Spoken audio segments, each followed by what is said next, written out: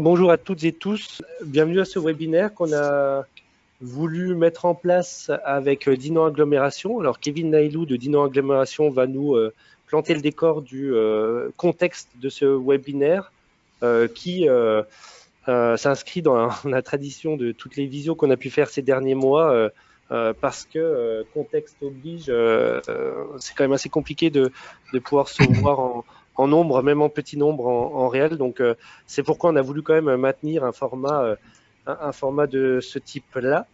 Merci Bastien.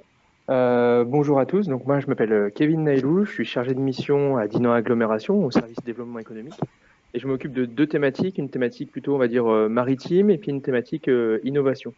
À Dinan Agglomération, donc on remercie Zoopol de nous accompagner là sur on va dire l'accompagnement des porteurs de projets innovants et puis au développement d'un accompagnement à l'innovation sur le territoire. Notamment par le biais de ce webinaire qui sera suivi le 22, je crois, d'un autre webinaire plutôt sur le développement d'entreprise, toujours dans le secteur de l'innovation. En fait, à Dinan Agglomération, on a une offre assez, on va dire, classique comme les autres EPCI en Bretagne sur l'accompagnement aux entreprises. Et récemment, on a trouvé intéressant de pouvoir travailler spécifiquement sur le champ de l'innovation, avec notamment l'année dernière l'organisation d'un Océan Hackathon, donc un hackathon mais sur les thématiques maritimes. Et puis maintenant, depuis 2 ans et la 3e année cette année, le pilotage d'un concours dédié à l'innovation qui s'appelle le concours Étincelle et qui cette année sera sur la thématique des transitions, qu'elles soient environnementales, sociétales, numériques. Donc le concours sera lancé, on va dire, en fin novembre, début décembre. D'ailleurs, on vous y attend avec intérêt pour pouvoir voir vos projets. Et donc voilà, l'idée des élus de Dinan Agglomération et du territoire, c'est de pouvoir accompagner les créateurs d'entreprises sur le champ de l'innovation et en leur proposant une boîte à outils, différents outils comme ça pour le développement de leur entreprise, que ce soit de l'hébergement ici en pépinière à Ecodia, ou que ce soit de l'accompagnement aux porteurs de projets avec les services de l'agglo et les services de la technopole du Zoopol. Donc n'hésitez pas à la suite de ce webinaire à revenir vers nous, à prendre contact avec nous pour qu'on puisse voir ensemble les différentes clés qu'on peut activer, les différents leviers qu'on peut activer pour développer ensemble votre entreprise. Bastien, est-ce que je te relaisse prendre la main et puis au besoin, je pourrais compléter du coup pendant l'intervention. Ok, super, merci Kevin. Merci. Oui, donc on a souhaité ce webinaire déjà parce que nous, on a la volonté d'être quand même au plus près des territoires que l'on administre et je vous expliquerai qui on est et comment on fonctionne. Et puis aussi parce que avec ce contexte particulièrement instable, mais néanmoins particulièrement fertile, pour créer une entreprise innovante. Parce qu'on a vu naître ces derniers mois de nouveaux besoins, de nouvelles façons de consommer, de nouveaux types d'interactions, notamment liées aux contraintes sanitaires. Et ça, ce qu'on observe sur le terrain, c'est qu'on a de plus en plus de porteurs de projets qui se lancent, qui veulent se lancer, qui n'ont pas trop peur de l'incertitude à venir, qui voient plutôt une opportunité. Et c'est pourquoi, avec l'agglo de Dinan, on s'est proposé de donner déjà un premier niveau d'information de petites ficelles et de compléter ça par, vous le verrez tout à l'heure, par l'intervention d'Ortusia, qui est une entreprise qu'on a accompagnée. Alors, dans un premier temps, comme je vous disais, on va vous donner les petites ficelles, donc les étapes de la création, les financements, l'écosystème de l'accompagnement. Il y a certaines informations sur lesquelles je passerai assez vite, déjà parce que, comme l'a dit Kevin, il y a un second webinaire le 22 septembre avec mon collègue Julien Bicrel, spécifiquement sur les financements. Donc, je sais que c'est quelque chose qui intéresse souvent. On en parlera un peu, mais pour le détail, le gros du détail, ce sera à voir le 22 septembre. Et puis aussi parce que rien de mieux que d'illustrer des propos par un témoignage. Et c'est pourquoi on a demandé à Michel Le Denmat, cofondateur de la start-up dinanaise Ortusia, de nous faire vivre, de nous partager son expérience de porteur de projet jusqu'à aujourd'hui. où d'ailleurs on en parlait juste avant d'être en ligne. Encore, ils vont accueillir encore une nouvelle personne là, prochainement, donc il va pouvoir nous faire part de tout ça. En assez rapide, on va passer une vingtaine de minutes sur la première partie, une vingtaine de minutes environ sur les témoignages, et puis après, comme l'a dit Claudie tout à l'heure, et merci à elle encore une fois pour l'organisation, on prendra du temps tous ensemble, vous pourrez remettre vos caméras, vos micros, et puis on échangera, hein. Ce n'est qu'une version numérique de ce qui pourrait être une discussion dans une salle. Donc c'est important qu'on puisse quand même aussi se voir et discuter tranquillement. Je vais passer à la partie, c'est à ma partie au plus vite, sauf si Michel, toi tu veux déjà tout de suite dire un mot, dire bonjour tout simplement. Oui, j'allais déjà dire bonjour. Donc oui, comme disait Bastien, l'idée c'est vraiment illustrer un petit peu tout ce qu'il va vous présenter là. Donc nous, on a un parcours relativement classique puisqu'on a été aidé par le Zoopôle rapidement. Donc ils nous ont aidés sur toute la partie financement, tout ça. Donc vous allez le voir que ce que je vais vous présenter, finalement, ça va être assez proche que ce qui va être présenté là. Merci Michel. Donc, qui sommes-nous? Qui est la Technopole? La Technopole, c'est une mission portée par l'association Zoopôle Développement. Elle fait partie de la fédération des 7 technopoles de Bretagne, aux côtés de Quimper, Lannion, Rennes, Brest, Vannes et Lorient. C'est une mission d'intérêt général financée par la région Bretagne et aussi financée par les collectivités, dont fait partie notamment Dinan Agglomération. Nos missions se répartissent sur le territoire des Côtes-d'Armor sur 6 des 8 EPCI du territoire. Donc on est présent sur Dinan bien sûr, puisqu'on est là. Nous sommes présents sur Loudéac, dans le Crest-Braise, à Lamballe, à Saint-Brieuc et dans les Farmors. La partie guingampaise et lanionnaise est administrée par nos collègues d'Anticipa. En 2 mots, nos missions consistent à accompagner tout type de projet innovant, c'est la clé d'entrée. Donc, tout type d'innovation dans l'énergie, la santé, le numérique, du stade de l'idée au développement, au rebond, à toutes les phases de vie de l'entreprise. Moi-même, j'accompagne les entreprises innovantes, les porteurs d'idées jusqu'à leurs 3 ans. Et puis, j'ai mon collègue Julien qui fera le webinaire suivant, qui accompagne les entreprises de plus de 3 ans. En quelques mots, la Technopole a accompagné en 2019 une quarantaine de porteurs de projets qui sont transformés en une dizaine d'entreprises créées, qui sont venus augmenter le contingent d'une 80 environ entreprises suivies, donc entreprises récentes, des entreprises qui ont plus de 5, 10 années. Et puis tout ça est réuni depuis 2019 sous le label d'une communauté French Tech, dont Michel fait partie et qui pourra donner plus d'infos d'ailleurs à ce sujet. Alors, si j'arrive à tourner la page. Alors, le point de départ, c'est une idée. Et si possible, évidemment, une bonne idée. Ça va de soi. Néanmoins, quand on vient nous voir, évidemment, à chaque fois, on nous présente la meilleure des idées. Le premier travail qu'on fait, plusieurs exercices un peu marrants qu'on peut faire avec les porteurs de projets, qui est déjà de commencer tout simplement par une recherche sur Internet, des initiatives qui existent déjà, qui s'en rapprochent, des alternatives qui sont proposées aux personnes que vous souhaitez viser. Ça paraît simple de le dire comme ça. Néanmoins, on fait à chaque fois des trouvailles en compagnie des porteurs de projets. Et ce premier travail, en réalité, consiste non pas à aller s'empaler sur un mur en se disant zut, c'est déjà fait par quelqu'un, alors mon projet ne vaut plus rien. Non, il s'agit juste de se poser la question de ce que font les autres, pourquoi ils le font de cette manière-là et comment moi, je le fais autrement, pourquoi mon idée est différente. Tout ça va vous permettre d'ouvrir votre champ de vision dans un premier temps, ce qui est super important, surtout quand on est au début du projet et que notre projet est un peu un projet de rêve. Ça va être de se frotter à cette réalité-là. Deux petits exemples d'alternatives qu'on a pu avoir de porteurs de projets qui sont assez sympas à mettre en œuvre pour justement recenser les alternatives. La première, c'est si par exemple vous êtes dans le numérique, vous pouvez vous amuser à imprimer les sites web, les plateformes, les applis qui se rapprochent de ce que vous voulez faire, et puis les mettre sur un mur et les mettre à jour régulièrement et regarder, et comme ça vous avez en tête un peu ce qui se fait et comment le monde, votre environnement à vous évolue. Et puis on en a d'autres qui, quand ils ont des objets physiques et puis qui peuvent se permettre de le faire comme ça, on a déjà croisé des entreprises qui ont une étagère qui est dédiée aux produits des concurrents et qui à chaque fois font évoluer, et ça permet d'avoir vraiment toujours sous les yeux ce qui se passe sur mon marché.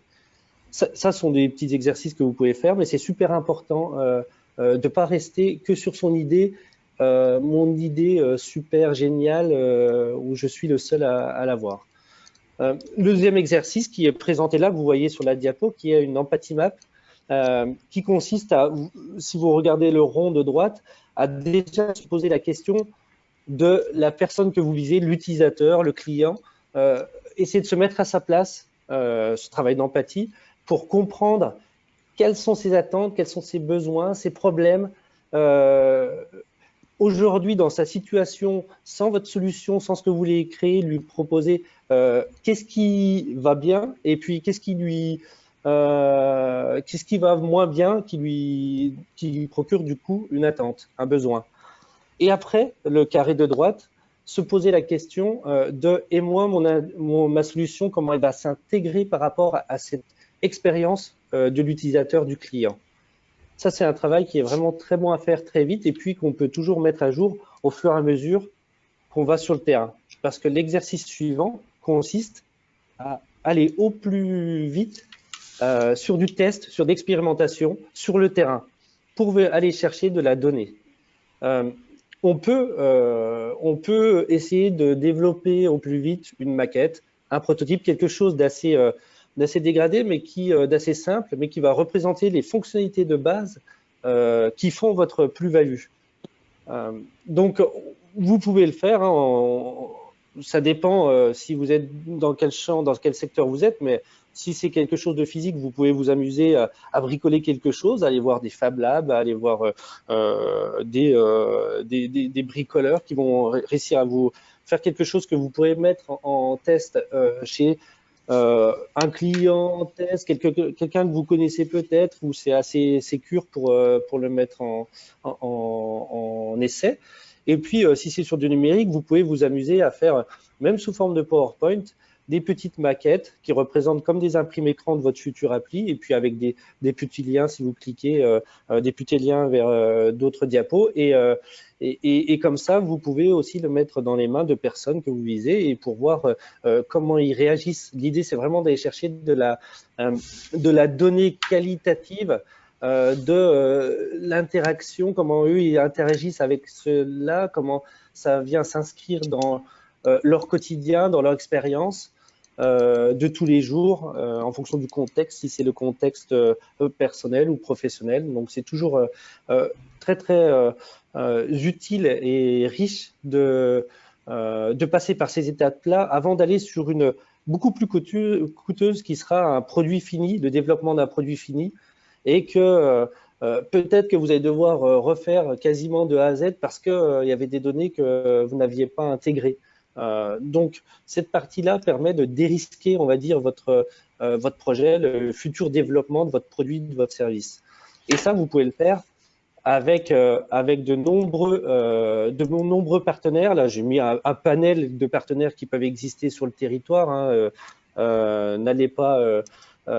c'est pas une liste exhaustive, mais vous pouvez y voir, par exemple, si je suis dans le monde de la mobilité, le pôle de compétitivité des Forcar.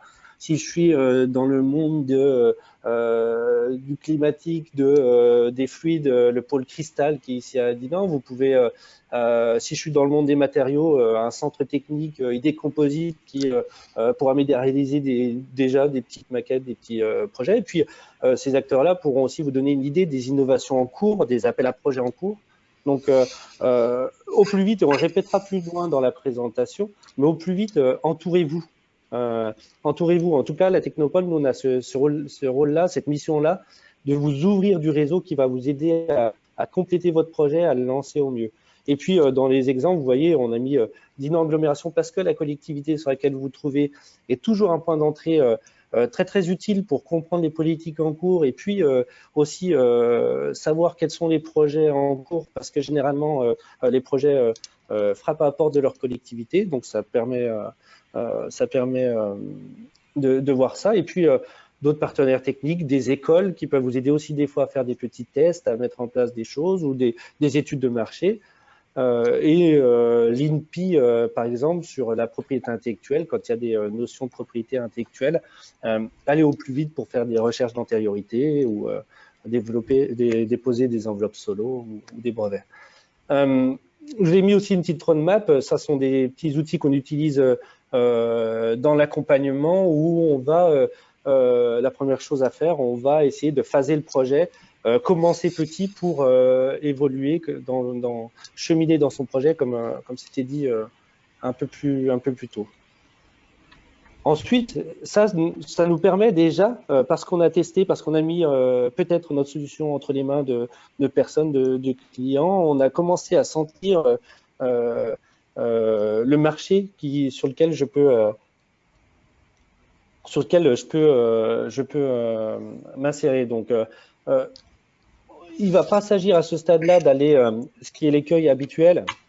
Je ne sais pas si Michel confirmera ou pas, mais on va avoir tendance à aller chercher des confirmations de nos certitudes. C'est-à-dire que si je n'ai pas fait mon travail d'empathie, mon travail de test, j'essaie d'aller voir ceux qui pourront dire que mon idée, elle est très bien en l'état. Et encore une fois, il ne s'agit pas de faire ça, il s'agit toujours d'aller chercher à la fois de la donnée quantitative sur de la taille de marché, mais aussi de la donnée qualitative sur mon positionnement par rapport aux autres. Pas mon projet qui est meilleur que les autres, mais qu'est-ce que font les autres de bien, de moins bien, et comment moi je m'insère là-dessus, quel est mon positionnement, et finalement ce qu'on appelle aussi, en d'autres termes, le marqueur différenciateur fort de ma proposition. Ensuite, tout ce travail-là vous aura normalement permis de passer à une autre étape, qui est celle du modèle économique, de commencer à comprendre le mécanisme de mon futur modèle économique. Il s'agit de quoi? Alors là, vous voyez sur cette slide, je vous ai mis un exemple d'un outil qui est utilisé un peu partout maintenant, depuis quelques années, qui est le Business Model Canva, le BMC. C'est un outil qui permet de résumer en une page votre stratégie, donc d'être aussi en capacité d'argumenter, de convaincre plus facilement parce que je vais avoir une feuille de route assez claire, assez structurée. C'est très bien à faire. Ce modèle-là, à l'origine, était utilisé surtout en tant que présentation pour éviter de donner son bon vieux business plan de 120 pages. Mais c'est un outil qu'on utilise dans l'accompagnement de plus en plus et dans la création de projets de plus en plus dès le départ, qui permettra d'être un fil rouge du cheminement du projet. Au fur et à mesure, on remplit les cases, on les fait évoluer.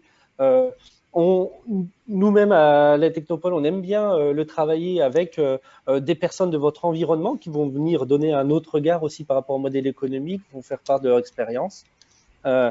Et c'est toujours bon aussi, quand on a une idée, et évidemment, et c'est normal, c'est la meilleure, et elle est très bonne, et puis on est un peu amoureux quelque part de notre solution, de notre produit, de penser modèle économique, parce qu'il va bien falloir en vivre de ça. Et donc, si vous regardez bien, il y a une première partie à droite qui est en jaune, où les numéros sont en jaune, qui symbolise les clients, ceux à qui je m'adresse, comment je vais m'adresser à eux et quel est l'avantage, le bénéfice qu'ils peuvent en tirer de venir chercher ma solution. Et puis sur la partie de gauche, qui est plus l'environnement et les moyens, c'est comment, sur qui je vais m'appuyer, sur quelle activité, quelles ressources clés je vais m'appuyer pour pouvoir permettre de proposer ma solution à ces clients. Et la partie basse qui, elle, va traiter surtout des chiffres, mais des grands chiffres, hein, il ne s'agit pas d'un prévisionnel complet ici, sur comment je vais gagner ma vie et quelles dépenses je vais avoir pour me permettre de gagner ma vie ensuite. Donc vous voyez, quand vous avez quelque chose ici qui qui est assez structuré et facile à transmettre et à débattre avec ceux que vous rencontrez. Ça vous aidera à poser les bases de votre modèle économique. Mais c'est pas non plus une fin en soi. On croise aussi un certain nombre de porteurs de projets, d'entreprises qui ont ce tableau super bien rempli et ne jurent que par cet outil-là, et puis qui à côté ne réalisent pas, ne vont pas sur le terrain, ne soit pas la réalité. Donc, c'est un outil très utile, mais attention, c'est pas une fin en soi non plus. Et enfin, donc la dernière partie, une fois que vous avez votre idée, que vous l'avez nourrie d'autres choses extérieures qui sont faites par d'autres entreprises, une fois que vous l'avez nourrie de tests, d'expérimentation, d'observation en conditions d'utilisation, que vous l'avez nourri aussi de regard sur le marché et que tout ça, vous avez réussi à le matérialiser avec un modèle économique qui se tient, eh bien, va venir, et uniquement à ce moment-là, la question de l'installation de votre entreprise, dont le statut juridique, et c'est uniquement à ce moment-là qu'arrive cette question-là de quel statut, quel pacte d'associés, etc.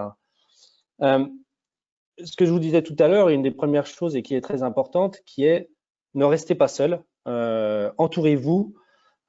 Entourez-vous. Donc la première des choses aussi qui est, je vous disais, les collectivités, allez très vite sur les collectivités pour les aides, mais aussi connaître les locaux qui peuvent être disponibles, connaître un peu une vision prospective de votre secteur peut-être sur le territoire. Et puis les structures d'accompagnement, hein, les technopoles, mais pas que. Vous pouvez avoir les réseaux de financement comme initiative entre réseaux Entreprendre, BPI, les réseaux des consulaires, des cabinets de conseil. Nous, en tout cas, on vous dirigera à chaque fois vers ceux qui semblent pertinents. C'est pas rare qu'on forme des espèces de pôles d'accompagnement avec d'autres collègues, d'autres réseaux qui viennent compléter sur la partie financière ou autre, ou technique.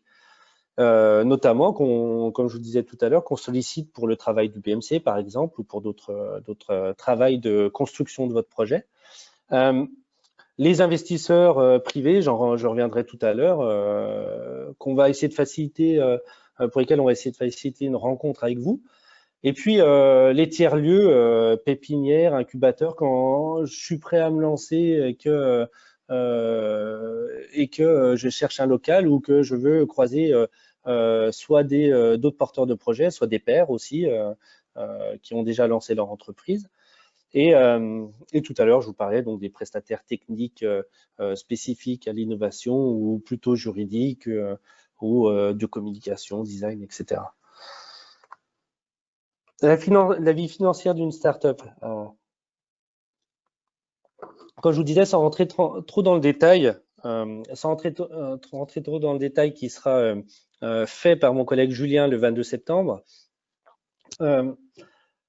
ce diagramme-là, alors on a fait disparaître quelques notions. On voit le terme de trésorerie, mais pas forcément les indications qui vont avec la trésorerie.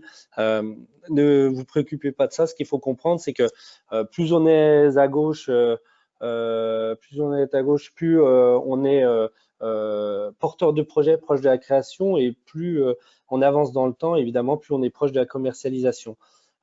Donc là, lorsqu'on voit noté Emergis, qui est le premier à gauche, on est souvent sur des instruments publics parce que c'est le plus risqué et que à ce stade-là, ce sont essentiellement les collectivités ou l'État qui vont prendre du risque à vos côtés. Et puis, plus vous serez avancé dans votre projet vers la commercialisation avec des preuves de marché, des choses qui fonctionnent déjà. On sait que vous êtes capable de réaliser, de produire, réaliser votre offre ou votre service, et que ça a déjà rencontré un marché. Alors là, ce sera plus facile d'aller voir des financeurs ou des investisseurs privés.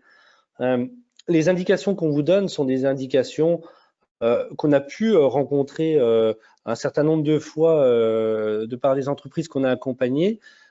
Néanmoins, ça reste indicatif. Ça dépend vraiment de votre capacité à convaincre, du niveau de maturité du projet. Mais en tout cas, ce sont des choses là qu'on vous indique qui sont possibles. lorsqu'on voit donc Emergis de 10 à 25, il faut comprendre Emergis, une enveloppe potentielle de 10 à 25 000 euros à vos côtés. Donc Emergis, c'est la première étape qui est une aide aux porteurs de projets, donc même avant d'avoir créé son entreprise, pour, par exemple, une étude de marché, réaliser un prévisionnel, faire son pacte d'associés, pour uniquement des prestations intellectuelles externes, pas pour de l'investissement, pas pour faire votre site internet, mais vraiment pour essayer à structurer votre projet et puis à comprendre son potentiel. Donc là, il y a une première enveloppe. Et puis, si les feux sont au vert et que, en effet, c'est innovant, il y a du potentiel, peut-être que vous avez créé votre entreprise avec un capital, imaginons, de 5 000 euros, qui va vous permettre lui-même d'avoir un effet de levier de 10 000 euros sur un prêt d'honneur et puis donc de 20 000 euros sur un prêt bancaire. Ça va vous permettre peut-être, dans un premier temps, de développer un premier prototype qui sera affiné grâce à une bourse French Tech, qui est une bourse de 30 000 euros maximum pour affiner donc son prototype, en tout cas sa maquette ou une partie de sa maquette sur une technologie, la faisabilité d'une techno qui améliorerait grandement votre futur produit fini. Et puis, une fois que vous avez quelque chose d'un peu plus abouti qui a déjà été testé, voire même déjà des précommandes, là, on peut aller chercher des prêts d'honneur supérieurs, comme le prêt phare, qui est spécifique à l'innovation, mais aussi des prêts dans les réseaux initiatives ou réseaux entreprendre. Et puis, si vraiment il y a des enjeux encore plus forts de R&D, parce que c'est très, très innovant ce que vous proposez, d'autres outils de la BPI ou de la région sur des enveloppes de 50 000 à plus encore, sous forme d'avance remboursable ou subvention. D'ailleurs, à ce sujet, il y a vous rencontrerez essentiellement des avances remboursables, prêt à taux zéro, avances remboursables, et quelquefois des subventions, mais la tendance est plutôt des avances remboursables. Donc, c'est-à-dire, c'est une prise de risque à vos côtés. C'est essentiellement ça. Et puis, quand il y a des subventions, souvent, c'est une partie de la R&D, du budget, qui va pouvoir être sous forme de subvention. Et une fois qu'on est à ce stade-là et qu'on a quelque chose qui est déjà commercialisé, qui commence à rencontrer son marché, on va pouvoir aller voir des investisseurs avec ces preuves-là et leur demander de rentrer dans votre capital pour augmenter la capitalisation et donc peut-être recruter, peut-être développer de nouveaux produits en fonction de ce que vous allez proposer. Comme je le disais tout à l'heure, la vie financière de la startup, ce détail-là, on pourra s'il y a des questions, on pourra quand même y répondre. Après, le sujet de cet atelier-là, c'est pas de rester focus uniquement sur le financement. Donc, si vraiment 9/10 de vos questions portent sur le financement, je vous donne rendez-vous le 22 septembre à 11 h.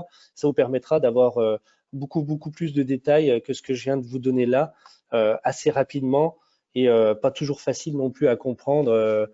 Mais c'est aussi, ça fait partie des missions de la Technopole de vous accompagner sur la structuration financière tout au long des étapes de création de votre projet. Et un autre aspect des missions des Technopoles, parce que c'est quelque chose qu'on fait avec nos collègues des 7 Technopoles, qui est de former le futur dirigeant, les porteurs de projets, les dirigeants même, sur des aspects assez classiques de la création d'entreprise, la communication, les RH, les tableaux de bord, le pitch, la levée de fonds, le média training. Et puis, lorsqu'on complète on va dire son cursus de porteur de projet par ce type de formation-là, on peut, et qu'on a lancé son entreprise, on peut aller plus loin. Et là, nous proposons, nous, avec des partenaires, des événements pour vous accompagner, même au-delà des 3 ans, pour pouvoir rencontrer des investisseurs de tout type, en fonction aussi d'état d'avancement de votre entreprise, et puis rencontrer son premier client, rencontrer des grands comptes pour développer son business, et puis aussi rencontrer des labos, rencontrer d'autres entreprises qui avec qui vous pourrez développer des projets collaboratifs parce que ça va vous permettre de croiser différentes disciplines et de répondre à des besoins auxquels vous ne pourriez pas répondre seul.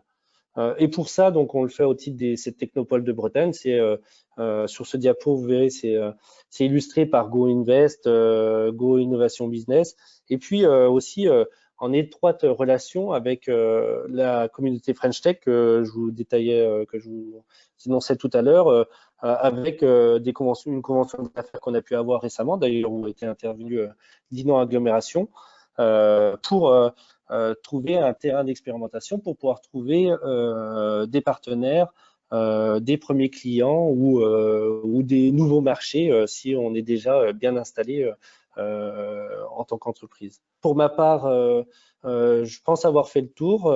Kevin, sauf s'il y a quelque chose que tu vas ajouter par rapport au point que je viens d'évoquer, sinon on laisse la parole à Michel, je ne sais pas. Ouais, alors vous verrez dans le chat là sur le côté, j'ai juste indiqué les coordonnées de la pépinière d'entreprise, donc qui peut héberger l'entreprise là dans des locaux, des ateliers, des bureaux, que ce soit à Dinan, mais aussi à Matignon, Planquette, Caunes. On a différents on va dire ateliers et bureaux physiques.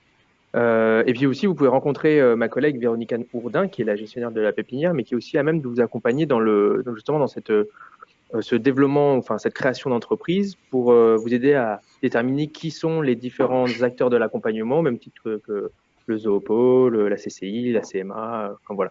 Donc n'hésitez pas à aller toquer à ces portes-là, à la pépinière, au Zoopôle et directement au service éco de Dinan Agglomération. Merci Kevin. Michel, je peux te passer la parole à présent et pour que tu nous fasses part de ton expérience, par quelle phase tu es passé, qu'est-ce qui s'est plutôt bien passé, peut-être aussi les pièges dans lesquels tu es tombé et tu ne souhaiterais pas que d'autres porteurs de projets tombent.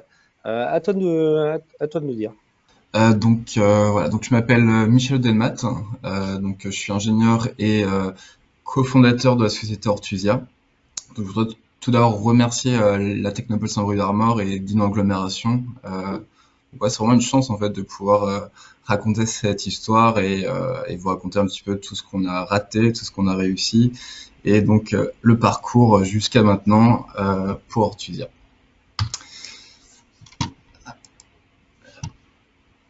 Donc Ortusia, c'est une société que j'ai créée avec mon frère, qui s'appelle Guillaume, qui est paysagiste. Donc une société qu'on a créée en 2018 à Dinan, sous la forme d'une SAS, donc une société à action simplifiée, avec un capital social de 10 000 €. Donc aujourd'hui, nous avons un salarié qui est notre responsable commercial et 3 alternants qui s'occupent de la com, du marketing, etc. Donc Ortusia développe et commercialise des solutions pour apprendre le potager bio et sensibiliser donc aux enjeux du développement durable. Et donc on voulait sensibiliser les gens donc dès le plus jeune âge, donc pour les écoles, mais aussi pour les jardiniers amateurs. Donc nos solutions actuellement, donc on propose 2 solutions. La première c'est la solution Hortuschool qui est pour les établissements scolaires. Donc cette solution contient une application web qui permet donc de former au jardinage bio et en même temps de faire de l'éducation au développement durable. On a un kit de graines, donc des graines bio, qui permet de jardiner pour de vrai. Et ensuite une sonde qui va aider à connecter le potager et un serveur qui va héberger l'application pour les écoles qui n'ont pas de réseau ou de Wi-Fi. Et on a enfin donc la seconde solution qui est pour les jardiniers amateurs, qui elle contient donc une application web également qui contient toute la formation pour apprendre à jardiner bio chez soi et un kit qui lui aussi va contenir donc des graines biologiques et le nécessaire pour faire ses semis à la maison. Donc la grande différenciation avec ces kits, c'est qu'ils sont éthiques. Donc ils sont éthiques au sens où ils sont zéro déchet. Donc la boîte se transforme en plaque de semis, l'encre est végétale, le carton c'est du carton recyclé, donc il n'y a absolument rien qui ne se jette. Donc zéro déchet. Il y a aussi un aspect social puisque ces kits sont produits par les ZAD de Rennes. Voilà, donc en fait on a essayé de trouver une solution comment produire en fait un produit grand public de manière la plus éthique. Voilà. Et donc on a fini sur cette solution-là. Donc c'est une solution qui a mis du temps à être mis en place. Donc voilà un petit peu le parcours, donc le parcours Portuvia, donc qui est classique, mais pas vraiment. Donc on a fait certaines erreurs que je vais vous expliquer. Donc ce qu'on vous a présenté avant, c'était un petit peu un circuit linéaire, on va dire. Donc je prends un petit peu donc le même circuit linéaire, à part qu'il est un petit peu plus itératif. Donc avec une itération de l'idée jusqu'à la stratégie. Si on se trompe, on recommence. Et enfin de l'idée à l'exécution. En fait, pour développer de nouvelles idées pour l'entreprise, une fois qu'on a exécuté les premières idées, bah, on revient au stade d'une nouvelle idée, on refait les tests, la stratégie, etc. Donc tout d'abord, donc nous on est parti sur une idée vraiment très très simple. C'était comment sensibiliser les gens donc aux enjeux du développement durable. L'idée était de ne pas les culpabiliser. Donc on voulait pas partir sur des grands discours sur le tri sélectif, tout ça. Les gens en ont clairement marre. Donc on voulait vraiment pouvoir sensibiliser de manière ludique. Et ça dès le plus jeune âge. Donc on a eu l'idée de faire ça au travers d'une activité de jardinage avec le potager bio. Donc notre première idée, vous pouvez le voir, donc qui est très éloignée de ce qu'on fait aujourd'hui. Donc l'idée initiale était donc un bac potager connecté avec une application. Donc là vous pouvez voir un petit peu une représentation 3D que j'avais faite à l'époque. Donc en fait on a suivi donc tout ce parcours du stade d'idée, les textes, l'expérimentation, la stratégie. Et une fois qu'on a fait un petit peu la stratégie économique, on s'est rendu compte que c'était cher, trop cher, et qu'on n'allait pas pouvoir toucher finalement les cibles donc qu'on ciblait. Donc du coup, on est reparti du stade d'idée, toujours en fait en essayant de répondre à cette question, c'est comment sensibiliser les gens au travers du potager biologique. Donc les tests expérimentation, donc pour ça en fait, on a présenté notre projet vraiment très rapidement puisque ce stade d'idée justement de bac connecté, donc on l'a eu en 2017 avec mon frère. Et tout de suite, donc on a fait le concours étincelle qui était peut-être 2-3 mois après qu'on ait eu cette idée. Et donc c'était la première édition du concours. Et donc on a présenté ce bac avec cette application. Donc on n'avait pas de prototype encore. Et on a été donc on a reçu le prix coup de cœur du jury. Donc ce qui nous a poussé à accélérer un petit peu puisque une fois justement qu'on a reçu ce prix, on avait 1 an pour créer la société. Donc moi j'étais encore salarié, tout ça, donc j'avais pas encore mis ma vie en place en fait pour pouvoir être entrepreneur et pouvoir faire ce projet. Donc entre temps en fait pour faire les tests expérimentation en fait et trouver notre marché, notre cible, on a tout d'abord créé une association qui s'appelle donc les ateliers Portuvia, qu'on a créé aussi en 2017 à Dinan. Et avec cette association, donc on a créé un jardin donc aux HLM de Planquette. L'idée donc était très simple de faire des ateliers en fait pour apprendre le jardinage et de rencontrer les enfants, adultes et de voir un petit peu ce qu'ils voulaient en termes de jardinage, ce qu'ils voulaient apprendre et surtout comment est-ce qu'ils voulaient apprendre. Donc on a fait différentes expérimentations sur la formation, on a fait des jeux éducatifs, on a installé des sondes pour mesurer la température de la terre, etc. Et puis enfin des sondages en fait pour voir exactement ce que les gens souhaitaient. Et donc ça nous a permis déjà de développer le concept Ortuvia qui à la base n'était pas très clair, de faire une pré-étude de marché. Entre-temps, le projet est devenu un petit peu plus mature en fait, on voyait de mieux en mieux vers où on voulait aller. Et ça nous a permis aussi de faire de la prise de contact, puisqu'on a rencontré énormément de gens, des maires, d'inno-agglomérations, des journalistes, des entrepreneurs, en fait, énormément de gens qui nous ont ensuite suivis et aidés en fait dans la suite de notre projet. Donc, je voulais faire un point sur les erreurs qu'on a faites. Donc ça, c'était donc 2018. Donc tout ce qui est association, tout ça, c'était fin 2017. Et donc 2018, on a fait donc vraiment les erreurs de débutants. Donc on n'était pas encore accompagné par la Technopole de Saint-Brieuc-l'Armor. Et donc la première erreur a été de créer les statuts juridiques, donc qui normalement auraient dû être faits donc après avoir fait la stratégie, le BMC, etc. Et donc c'est encore une erreur qu'on paye aujourd'hui, puisque finalement on a un an de retard en fait d'un point de vue vraiment juridique. Donc ça c'est toujours une erreur qu'on doit justifier.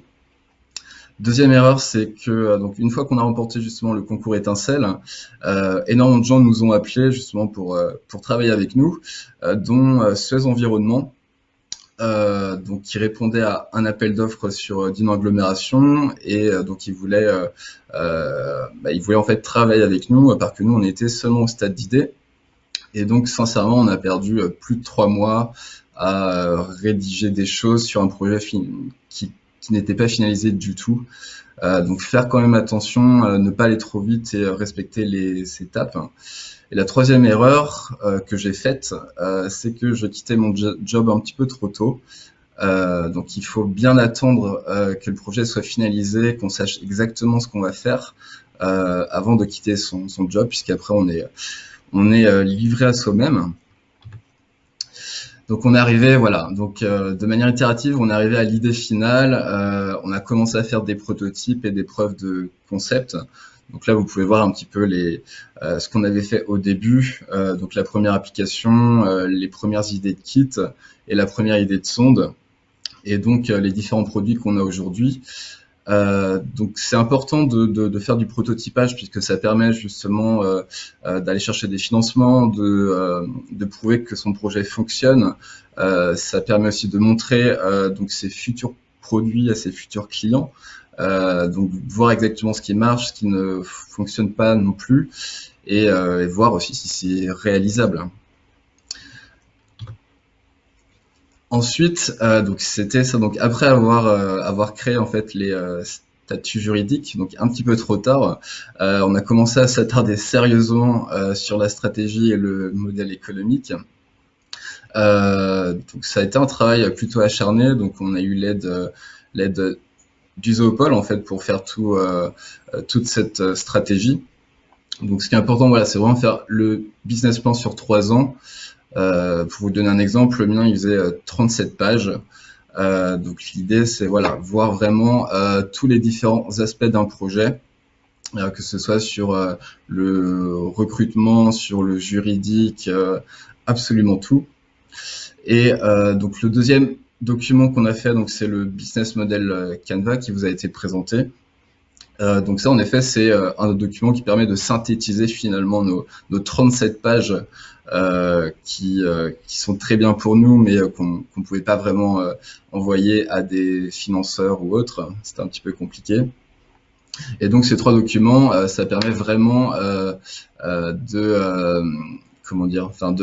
mettre en place en fait son modèle économique, trouver ses segments de clientèle, sa stratégie commerciale, stratégie de communication, marketing, les fournisseurs, tout ça. Il faut vraiment réfléchir à tout. Et le plus important, c'est de faire ça avec des données les plus réelles, donc ce qu'on disait un petit peu plus tôt, avec des données terrain, même si ça n'est pas vraiment possible d'avoir toutes les données, donc ce sera aussi sur des hypothèses. Donc c'est important, voilà, de faire son étude de marché et présenter son projet encore et encore. Faut pas oublier aussi que ce sont des documents qui évoluent, donc c'est pas quelque chose qu'on fait une fois et après on est tranquille. Donc il faut continuer à aller voir ses clients, continuer à voir ce que font les autres aussi, et donc faire évoluer son projet et les documents qui vont avec. Donc comme je disais un petit peu plus tôt, il faut vraiment prévoir absolument tout. Voir aussi voir si ça fonctionne, donc ce qu'on appelle un scénario optimiste, mais aussi si ça ne fonctionne pas, c'est quoi la stratégie si notre modèle économique ne marche pas. voilà, donc ce que je voulais dire aussi, voilà, c'est que ça prend vraiment du temps. Nous, ça nous a pris 3 mois, avec un travail acharné, faire des devis avec des prestataires, etc. Tout ça se basant sur des hypothèses, donc c'était très compliqué. Et surtout, ces différents documents, ça contient donc le plan de financement. Donc, une fois qu'on a son prototype, tout ça, on va devoir trouver en fait le coût de ce projet. Donc, il y a le coût initial, ça va être la R&D, tout ça, et aussi les coûts suivants. Donc, ça va être comment est-ce que je vais marketer tout ça, comment est-ce que je vais le vendre, le commercialiser, et surtout à partir de quand le projet va nous faire rapporter de l'argent. Donc il faut pas oublier parce que les entrepreneurs aussi ils doivent manger, c'est-à-dire que faut pas se dire je vais faire de la R&D pendant 2-3 ans et on verra après quand ça va faire de l'argent. Il faut absolument qu'on sache quand, sinon bah, ça peut être la fin du projet ou alors vraiment des problèmes financiers, on va dire. Oui, je voulais aussi parler de la trésorerie. Donc pour moi, c'est important en fait. Donc il y a le coût initial, mais il y a ensuite tout ce qui est fonds de roulement, trésorerie qui va aller après. Donc voilà, faire très attention à son plan de financement et se préparer justement à cette recherche de financement. Donc en parlant de recherche de financement, nous, encore une fois, on a été accompagné par la Technopole Saint-Brieuc-Armor, puisque ça demande énormément de veille, de dossiers, de contacts qu'on n'avait pas forcément au début. Donc pour moi, j'en parlais hier, un des premiers financeurs, c'est le chômage en fait. Au début, on ne peut pas forcément se rémunérer, donc il faut bien faire attention quand on quitte son travail, si on est encore salarié. Donc pour moi, j'ai réussi à négocier donc une rupture conventionnelle, ce qui m'a permis donc d'avoir 2 ans en fait d'allocation et ainsi pouvoir vraiment travailler sur mon projet sans me soucier de l'argent en fait. Donc ça, c'était très important. Donc ensuite, donc nous avec mon frère, donc on a investi 10 000 € dans le capital social. Et ensuite, on a suivi un petit peu donc tout ce que vous avez pu voir avant. Donc on a fait Emergis. Ensuite, on a utilisé donc l'effet levier en fait, c'est-à-dire donc on a eu Emergis. On a rajouté de l'argent donc en compte d'associés. On a fait la bourse French Tech. Un petit peu après, donc on a été labellisé French Tech en fait, ce qui nous a permis d'avoir une certaine légitimité. Donc grâce en fait à ces comptes d'associés, Bourse French Tech, Emergis, on a pu commencer à aller voir les banques. On a encore utilisé cet effet de levier, donc avec donc on a fait un prêt d'honneur qui s'appelle Initiative Pays de Dinan, et enfin un autre prêt d'honneur qui s'appelle le prêt phare, donc qui est un petit peu plus important. Et dernièrement, donc on a fait Inno Market Up, qui permet donc de financer le premier commercial d'une société. Je voulais juste faire un petit point, donc tous ces financements c'est très très bien. Je trouve qu'en France on est énormément aidé pour pouvoir faire ce genre de projet. Je voulais juste dire voilà qu'il faut faire quand même attention aux prêts d'honneur puisque c'est comment dire, c'est de l'argent que vous remboursez vous. Donc voilà, tous les mois vous avez un prêt à rembourser et quand la société ne vous rémunère pas encore, c'est quand même un risque à prendre. Donc voilà, donc des prêts d'honneur c'est bien, mais il faut pas en faire trop non plus. French Tech, je voulais juste dire que c'est seulement pour des prestations, donc ça peut être de la R&D, du juridique, tout ça. Donc en effet, c'est pas de l'argent que vous allez pouvoir utiliser pour faire votre produit final ou pour rémunérer un salarié ou même vous rémunérer vous. Effet levier, donc j'en ai déjà parlé.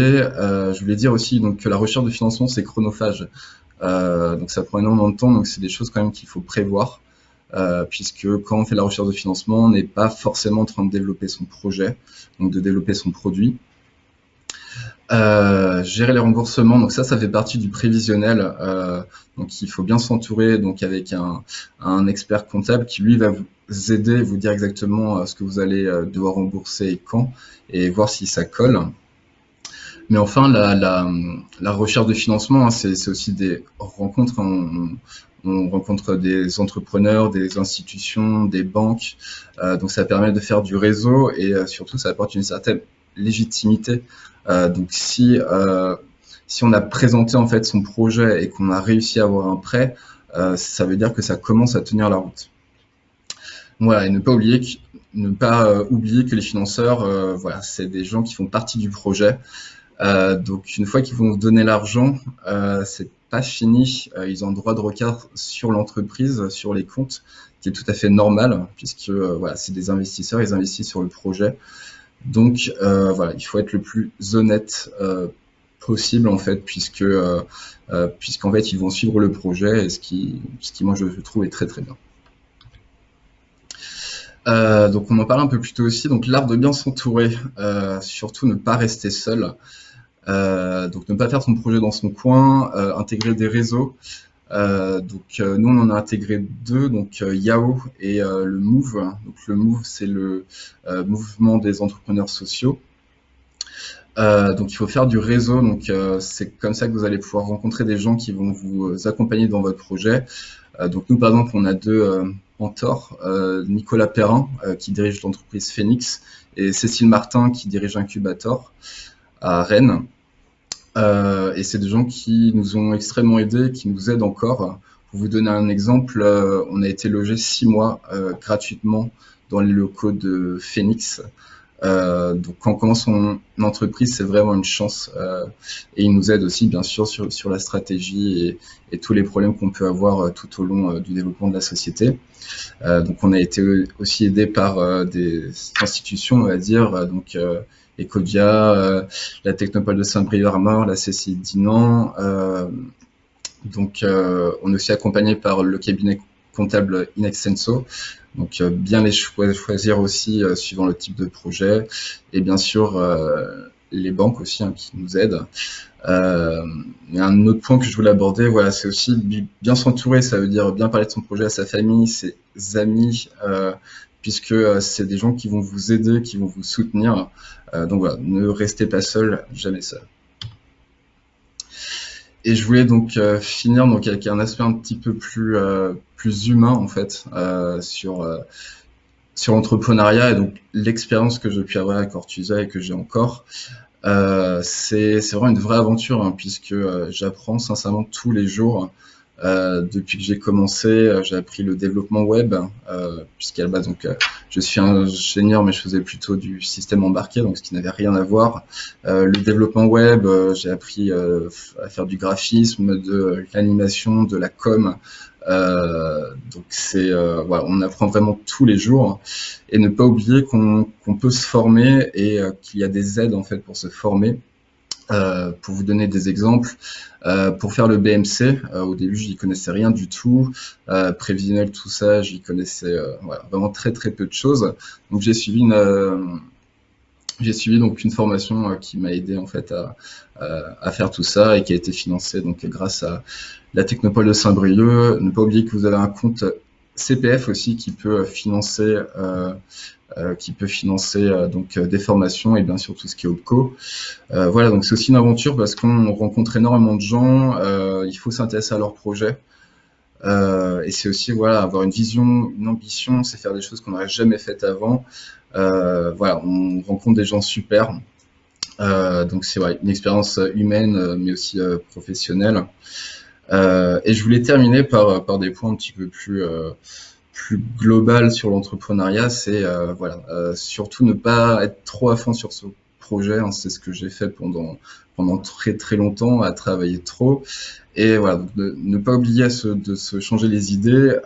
Il faut vraiment s'amuser aussi avec son projet, puisque voilà, si on travaille trop, on se fatigue, et à la fin ce projet en fait on l'aime plus, et ça devient juste un travail comme les autres. Je veux dire aussi que c'est pas tout rose, donc attention aux success stories et au storytelling, puisque c'est quand même énormément de travail, hein. On tombe souvent, on se relève, on retombe, etc. Mais que dans tous les cas, en tout cas moi je les considère pas comme des échecs. À chaque fois c'est une nouvelle expérience, et puis on fait avec. Et voilà, je voulais juste finir par voilà, on apprend en se plantant. Donc voilà, n'hésitez pas à vous planter et à recommencer encore et encore. Merci. Merci Michel. Kevin et le mot de la fin à nous délivrer. Par contre, je voulais quand même te remercier, toi et Claudie, pour l'organisation de ce premier webinaire.